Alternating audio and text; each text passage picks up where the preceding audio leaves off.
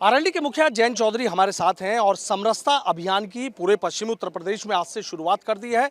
जिस तरीके से इसका नाम है समरसता अभियान, उसकी गहराई जयंत चौधरी जी से समझ लेते हैं। चौधरी साहब, समरसता अभियान। देखिए, मेरी सोच में समरसता का ये मतलब अर्थ नहीं है कि हम सब लोग एक विचार के हो जाएंगे। नहीं, आपस में फ़र्क भी रहेगा, लेकिन एक दूसरे का सम्मान हो और एक दूसरे पे हम लोग विश्वास करें और निर्भर रहें।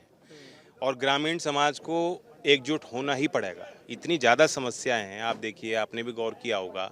आप अभी बागपत से हमारे साथ चल रहे हैं और ढिकौली से यहाँ चमरावल गांव में हम खड़े हैं। जो रास्ता आपने देखा टूटा हुआ। हाँ, कितने गड्ढे थे, मरम्मत कितने समय से इसकी हुई नहीं, किसी की नज़र और निगाह यहाँ गई नहीं, फिर भी मुख्यमंत्री दावा करते हैं कि हमने गड्ढा मुक्त सड़कें कर दी। तो जब लोगों के बीच जाएंगे तब ये चीज़ें पता लगेंगी और गांव का व्यक्ति ही गांव के फैसले लेने के लिए उपयुक्त है। दिल्ली में बैठकर, लखनऊ में बैठ के हम लोग अच्छे फैसले नहीं ले सकते। तो गाँव की भावनाओं को समझने के लिए गांव-गांव में जाने का ये अभियान हमने शुरू किया है। एक साल में 1500 गांव मैं टच करूंगा, हमारे कार्यकर्तागण और दूसरे क्षेत्रों में जाएंगे, तो ऐसे ही विस्तार होगा। अच्छा, जैसे अभी हमने सुना कि लोगों का कहना था कि हमारा बेटा आ गया, अब तो सीधी बात होगी। तो आपको लगता है कि जनता से जब सीधी बात हो तो चीज़ें, समस्याएं, परेशानियां, दिक्कतें, उस इलाके की मूलभूत सुविधाएं, तमाम चीज़ें निकल कर सामने आती हैं? समाज में सर्वश्रेष्ठ मैं नहीं हूँ। मेरे अंदर वो अहंकार मैंने कभी पाला नहीं है, बचपन से मैंने वो सीख ली है। और दूसरों से सीखने वाला व्यक्ति ही आगे बढ़ पाता है। मैं पूरे ज्ञान का भंडार में नहीं हूँ, बहुत चीज़ों की जानकारी मुझे नहीं है। खेती से जुड़े पहलू हैं, ग्रामीण जीवन से जुड़े पहलू हैं, अर्थव्यवस्था से जुड़े पहलू हैं, जो ये लोग मुझे बेहतर समझा सकते हैं। तो अपनेपन की भावना है, अगर वो कह रहे हैं कि अपना बेटा हमारे पास आया है, और उन्होंने मुझे महसूस भी ये भावना कराई आज। जयंत चौधरी जी, एक कहीं ना कहीं गठबंधन को लेकर आप देख रहे हैं कि तमाम सवाल हैं, सियासत में तमाम सवाल घूम रहे हैं, क्या होगा क्या नहीं होगा। निकाय चुनाव में आप नजर नहीं आए, लेकिन उसके बावजूद जो पश्चिम उत्तर प्रदेश की अगर बात करें तो 23 सीटें करीब जो बताई गई हैं कि 23 सीटों पर जीत का परचम लहरा। आपको नहीं लगता अगर मैदान में आ जाते तो ये आंकड़ा और बहुत होता, बीजेपी की टेंशन बढ़ जाती? देखिए, क्योंकि गठबंधन पूरे प्रदेश में नहीं हुआ, इसलिए मैंने जानबूझकर फैसला लिया कि मैं प्रचार नहीं करूंगा। ये हमारे कार्यकर्ताओं को ही चुनाव लड़ने दिया जाए और उनके हाथ में बागडोर रही। पूरा प्रचार प्रसार उन्होंने संभाला। चयन भी काफ़ी हद तक, जो हमारी जिला यूनिट थी, उन्होंने चयन किया कि किसको कहाँ लड़ाना है, और नतीजे अच्छे आए। ये सीधी बात है कि विकेंद्रीकरण का सिद्धांत जहाँ राजनीतिक संगठन अपनाएंगे वो फायदे में रहेंगे। कर्नाटक जा रहे हैं? जो हाई कमांड का कल्चर है, मैं उसे समझ नहीं पाता। अच्छा, कर्नाटक जा रहे हैं? कर्नाटक कल जाएंगे, अच्छी बात है, मेरा सौभाग्य है, अच्छा मौका है। कर्नाटक की जनता की बड़ी उम्मीदें हैं नई सरकार से, और नई सरकार के साथ देश की भावनाएं भी हैं कि पूरा हम लोग उनको मौका दें 5 साल का। अच्छा, अखिलेश यादव आप देख रहे हैं जिस तरह से कभी ममता बनर्जी से, शरद यादव, तमाम लोगों से एक बातचीत हो रही है, और एक ये भी चर्चा चल रही है कि जयंत और अखिलेश तो साथ हैं ही, और ऐसे में अगर राहुल गांधी भी साथ आ जाएं और जयंत चौधरी चाहते हैं कि अगर दिल्ली पे नज़र रखनी है तो शायद ये एक अच्छी शुरुआत। तो कांग्रेस बेहतर कर रही है, और कई ऐसे स्टेट्स ऐसे हैं जहां रीजनल पार्टीज़ की दखल कम है। तो कांग्रेस विपक्ष का रोल तो अदा कर ही रही है, और ये समय ही बताएगा क्या परिस्थिति बनती हैं, किस तरह के गठजोड़ बनते हैं, कैसे कांग्रेस मुकाबला कर पाती है।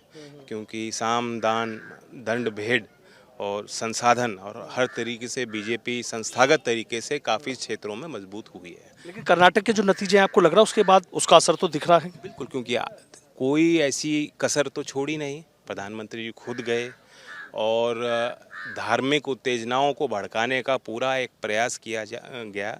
मुझे कहने की आवश्यकता नहीं, पहली बार हमने राजनीतिक मंचों से मतलब इस तरह से हमारे जो भगवान है उनका नाम का प्रयोग किया गया कि उनके नाम पे एक तरह से वोट मांगी गई, जो कि मेरी समझ में चुनाव आयोग के नियमों का भी उल्लंघन था।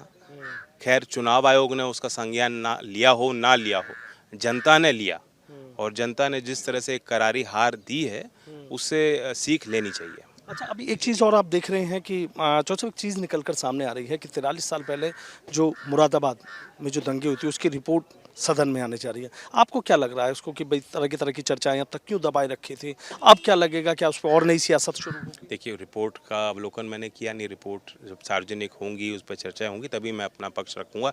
लेकिन ये बड़ा दुर्भाग्य है कि जब ऐसी सांप्रदायिक हिंसा होती है तो कई दशक बीत जाते हैं और न्याय लोगों को नहीं मिल पाता। कानून का अपना एक सम्मान होना चाहिए, कानून का डर भी होना चाहिए कुछ हद तक, कि लोग कानून को अपने हाथ में ना लें। अच्छा, अखिलेश जी तो सब सही चल रहा है, आगे दिखेगा? क्यों नहीं, बिल्कुल सही चल रहा है और आगे और मजबूती रहेगी। हम कोशिश कर रहे हैं। विपक्ष, आज हम विपक्ष में हैं और सरकार में कैसे जाएं, यही तो सवाल है। निकाय चुनाव के नतीजों से क्या तस्वीर साफ हो के आएगी? जैसे मैंने पहले कहा, जहां विकेंद्रीकरण होगा, जहां हम एम्पावर करेंगे अपने कार्यकर्ताओं को, उनका वजूद आगे हम विकसित करेंगे, तो नया लीडरशिप मिल पाएगा। लीडरशिप सिर्फ चंद घरानों के इर्द गिर्द नहीं है। ये देश के गली गली में ऐसे लोग हैं जो सक्षम हैं, उन्हें आगे आने का मौका मिलना चाहिए। इसलिए मैंने संसद में 21 साल की उम्र का भी प्रस्ताव रखा है कि कम 21 साल में आप प्रधान बन सकते हो, आप नौकरी कर रहे हो, आप नौकरी दे रहे हो, आप अधिकारी बन रहे हो, शादी कर रहे हो, आप पिता बन सकते हो, माता बन सकते हो, लेकिन आप विधायकी में अंदर पैर नहीं रख सकते। तो नए लीडर्स की जरूरत है देश को। आखिरी सवाल मेरे हैं, 2024 नज़दीक है, तमाम पार्टियां इसमें जुट गई हैं। आपने समरसता अभियान की शुरुआत की है, पूरे पश्चिम के गांव-गांव, गली-गली जाएंगे। 2024 को लेकर क्या लगा? देखिए, बहुत बड़ा इलाका है उत्तर प्रदेश, हम लोग समझ नहीं पाते। 1500 गाँव भी कुछ नहीं होते। मैं मथुरा में जब मैं MP था, क्योंकि मथुरा में छोटे छोटे गांव, यहाँ बागपत क्षेत्र की अलग स्थितियाँ हैं, वहाँ लगभग 2200 से ज़्यादा गाँव तो अकेले मथुरा में हैं। हर 10 घर में एक गांव है, अलग बसावट है, वहाँ की अपनी समस्याएं हैं। तो पूरे 5 साल मैं पूरा प्रयास करता था, लेकिन एक सांसद के लिए भी संभव नहीं कि पूरे क्षेत्र के सारे गांव को कवर करे। लेकिन ये एक प्रयास है।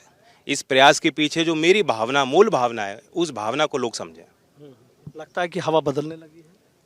हवा बदलेगी, जनता का मन है। कोई जनता किसी की गिरवी नहीं है। सरकारों ने काम नहीं किया, सच्चाई ये। आज योगी जी कह रहे हैं कि हम उत्तर प्रदेश की अर्थव्यवस्था को 1 ट्रिलियन तक पहुंचा देंगे, 3-4 साल में 2 करोड़ नौजवानों को नौकरी दे देंगे, और लोग पुराना हिसाब मांग रहे हैं। सड़क तो आपने देख ही ली। अच्छा, एक चर्चा और ये चल रही है कि सपा का थोड़ा ग्राफ गिरा और AIMIM में मेरठ का देख लीजिए, सेकंड नंबर पर आ गए हैं। कई जगह उन्होंने अपने मेरठ में 11 पार्षद दिलाए हैं और कई सीटों पर करें तो करके आए। तो आपको नहीं लगता कि कुछ चीज़ें वैसे भी बदल रही? देखिए, सीधी बात, अगर समन्वय बन गया होता उस चुनाव में, छोटे स्तर पे मुश्किल होता है, कठिनाइयाँ होती हैं, और कुछ एक सोच समझ कर उन्होंने फैसला लिया होगा।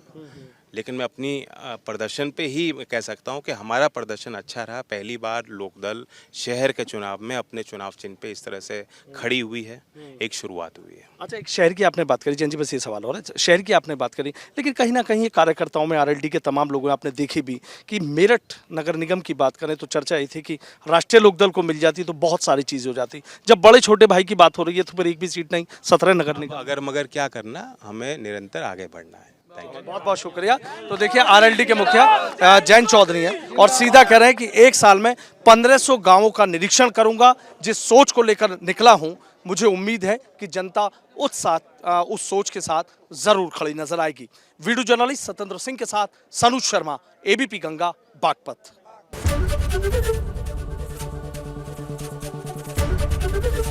ABP गंगा, खबर आपकी, जुबान आपकी।